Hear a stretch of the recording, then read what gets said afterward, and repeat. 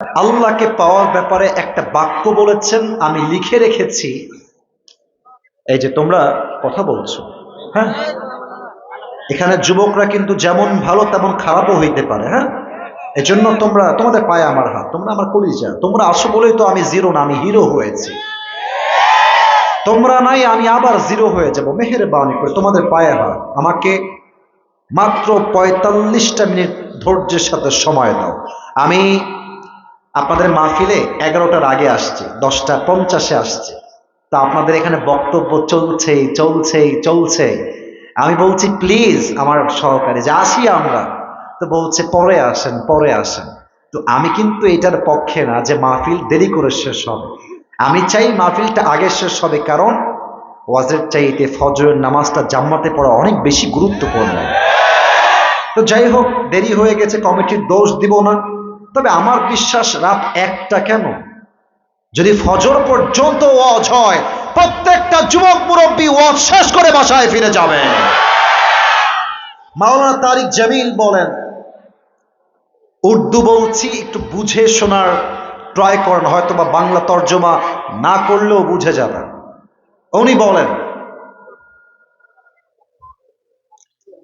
जिसे अल्लाह मिला और दुनिया में उसे कुछ भी ना मिला, फिर भी उसे सब कुछ मिला, और जिसे दुनिया में अल्लाह ना मिला और दुनिया में उसे सब कुछ मिल गया, फिर भी दर हकीकत उसे कुछ भी ना मिला। কথা ভুল বললাম না ঠিক বললাম?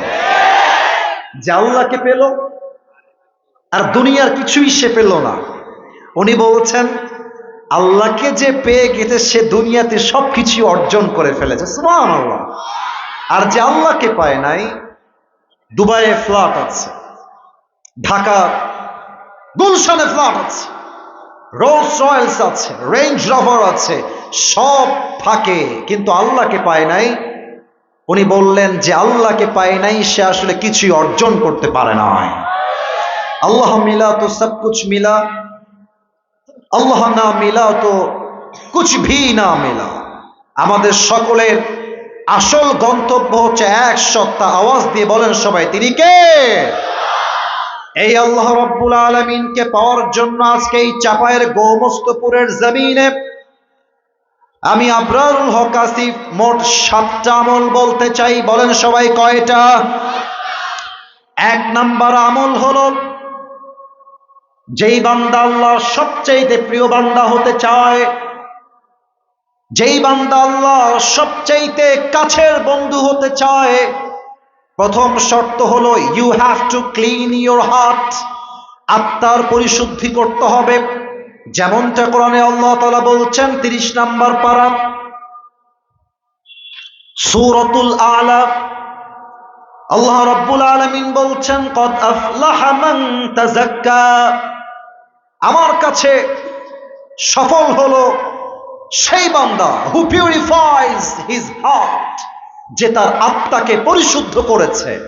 আল্লাহ তাআলা বলছেন সফল সে নয় যার বিশাল বড় চাপায় বাড়ি আছে, সফল সে নয় যে কোটি টাকার মালিক, সফল হচ্ছে সে যে তার আত্মাকে পরিশুদ্ধ করেছে। সুবহানাল্লাহ।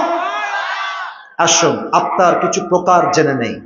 আমি আবারও মাফ চাচ্ছি সবার কাছে, অনেক দলের লোক এখানে আছেন, আমি আবারও মাফ চাচ্ছি। আমি কিন্তু কিছু হক কথা আজকে বলবো, মেহেরবানি করে কথা নিজের গায়ে লাগাবেন না। হক কথা হলে এটা আসলেই হক কথা।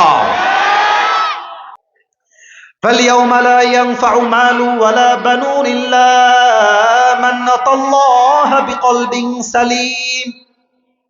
কিয়ামতের কঠিন ময়দানে কারো অর্থ সম্পদ কিছুই কাজে আসবে না, তবে যেই আত্মা পরিশুদ্ধ ছিল, যার আত্মায় হিংসা নাই, বিদ্বেষ নাই, এমন একটা প্রশান্ত আত্মাকে জান্নাত দান করবে একজন। তিনি কে? 1 নাম্বার সুস্থ। 2 নাম্বার হলো